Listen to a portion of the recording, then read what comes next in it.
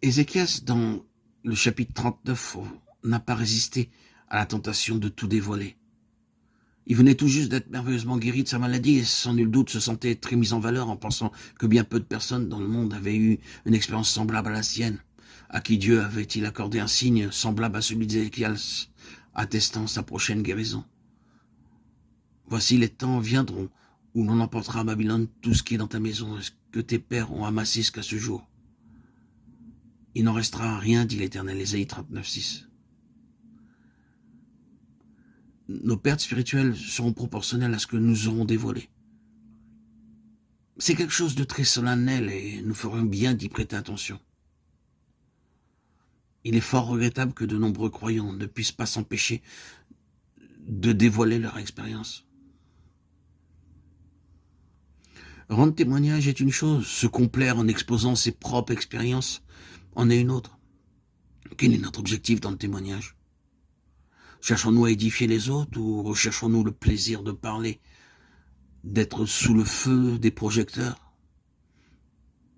La satisfaction de nous entendre parler et le désir d'aider les autres sont deux choses totalement différentes.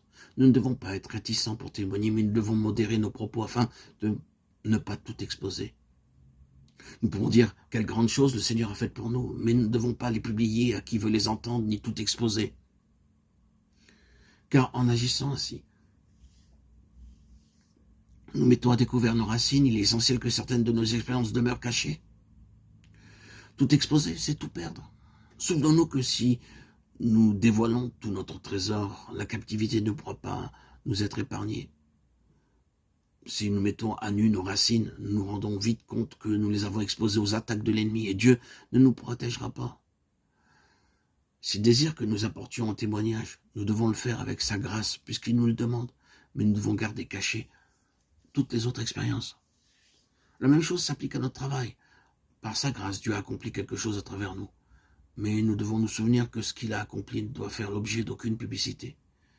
Si nous exposons l'œuvre de Dieu, nous découvrirons que le toucher de la mort se manifestera rapidement sur cette œuvre, et les pertes correspondront à la mesure de ce que nous aurons exposé. Ce principe est illustré dans 2 Samuel 24. Lorsque David fit le dénombrement des enfants d'Israël, la mort fit son apparition et nombreux furent ceux qui périrent. Notre histoire secrète avec le Seigneur doit être préservée en dehors de ce qu'il veut que nous partagions. Ce n'est que lorsque le Saint-Esprit nous le demande intérieurement que nous devons oser l'exposer. S'il désire que nous partagions quelques expériences avec un frère, nous ne devons pas avoir de retenue car ce serait une violation de la loi du corps de Christ. La communion est la loi de la vie corporative. C'est pourquoi quand la vie dans l'homme intérieur se met en mouvement pour couler d'un frère vers l'autre, il ne doit pas y avoir de réticence. Nous devons être positifs et non point négatifs et toujours servir les autres par la vie. Si nous sommes absorbés sans cesse par nos expériences et que nous en parlons aux autres du matin jusqu'au soir, nous nous exposons aux assauts de l'ennemi. Je crois que nous devons apprendre ce que signifie le corps de Christ et ce qu'est la libre circulation de la vie parmi les membres. Mais je crois aussi que nous devons apprendre à sauvegarder ce qui fait partie de notre intimité avec le Seigneur, en tant que membre de son corps.